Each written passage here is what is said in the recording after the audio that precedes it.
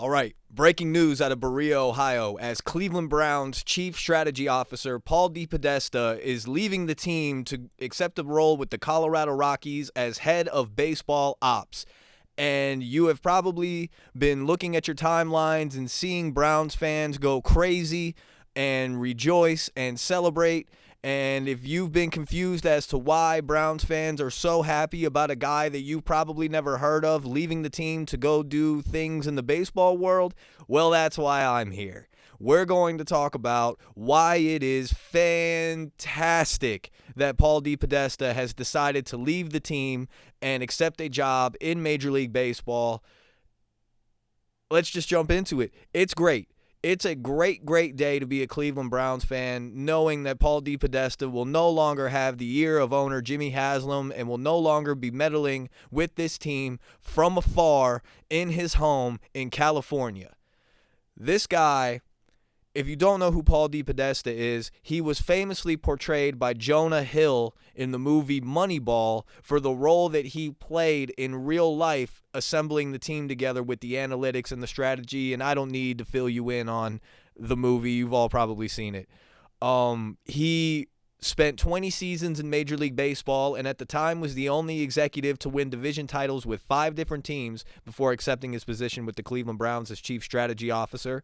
He was hired on January 5th, 2016 to be the Chief Strategy Officer of the Cleveland Browns. During that time, the Browns are 56-99-1. The last time that he spoke to the media was 2022 after the Deshaun Watson trade. A Harvard guy and just somebody that this is all hearsay too. And all of this is what you hear from Browns fans talking about, oh, he had the ear of Jimmy Haslam. He had a lot of meddling to do with how the Browns were ran and everything. You'd have to give me hard evidence and proof to tell me that none of that is true. He is by far the brains and the mastermind of the Deshaun Watson trade, which is why I think he hasn't spoken to the media since the trade has taken place. It all makes sense why Andrew Berry didn't talk to the media during the bye week, because probably knew that this was coming. And let's be honest, this was probably a soft firing. This was Jimmy Haslam telling, I'm presuming his buddy, hey, you're not going to have a job when the season's over. If you can get something in Major League Baseball or another franchise anywhere, I would go take it because we need to move on in another direction. This is the first step in cleaning house. Is this going to affect the play on the field on Sunday? No, it's not. There's still a cavalcade of things that need to be fixed with the Cleveland Browns on the field. However, this is a good first step in finally going to the right direction. You finally get a guy who wasn't a football guy, who clearly isn't involved in day-to-day operations at the facility in Berea. And anytime you would hear major news for the Cleveland Browns, it was always this guy's name being mentioned. And he never got to have his feet held to the fire for any major decision he ever had with this franchise. Jimmy needs to learn from all of these mistakes that when Paul Depodesta was hired, the franchise didn't win a game. They were coming off a winless season.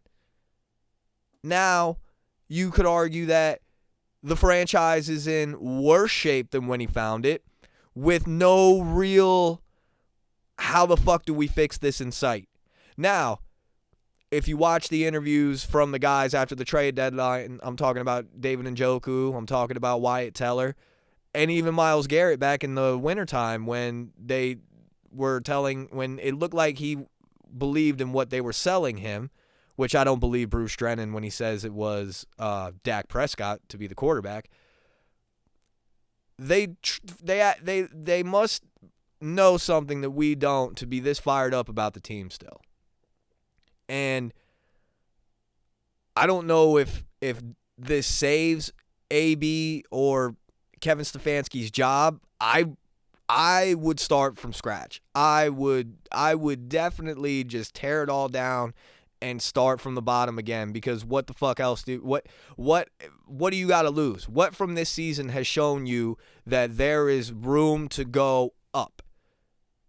because I don't see it at all, especially if you're still throwing Dylan Gabriel out there to try to win you football games. I got some news for anybody that hasn't been watching Cleveland Browns football. That guy ain't the answer. That guy wouldn't even be a backup in the XFL, the CFL, the USFL, the goddamn FL. Ain't happening, man. And I don't think that playing Shador will help him at all either, because the offensive line is terrible, the design and all this, but that's another pod for another day. I'm just here to celebrate Paul Depodesta finally walking away from this football team, and hopefully this is the start of somebody that actually knows the game of football, has been around the game of football, who, if for some reason Jimmy loves the analytical guys, Jimmy loves guys that know how to crunch numbers. How about you get a guy that knows how to crunch numbers and, I don't know, has put pads on and has been around a locker room and has seen these guys up close and personal do their job on a day-to-day basis when it comes to being in the national. Just get a football guy in there, man. If Jimmy's going to learn anything from the last 10 years now with Paul Depodesta and 6 years with AB and Stefanski, it's nerds and numbers only get you so much. I mean, Andrew Berry has torn down the football guy aspect of this team that he inherited when John Dorsey got let go. And I'm not saying that they should have kept Dorsey. Dorsey knew what to look for and how to get the team out of the gutter, and that was get guys in there that love the game of football. You need to get guys back in there like that, but you need to find the medium. You need to find the common ground. You need to find somebody that ain't this guy. Somebody that will live in Northeast Ohio for the amount of time you need him there. For a guy like a chief strategy officer, does you no good to have him around really during the football season, maybe around trade deadline or this or that. He needs to be around the facility marking up stuff when the season's over, when you're going through draft processes, when you're going through free agency, when you're doing this and that. We need a guy that has to be here. I don't know how you can build a team remotely. Well, actually, I know how this guy would do it, because all he would do is crunch numbers all day.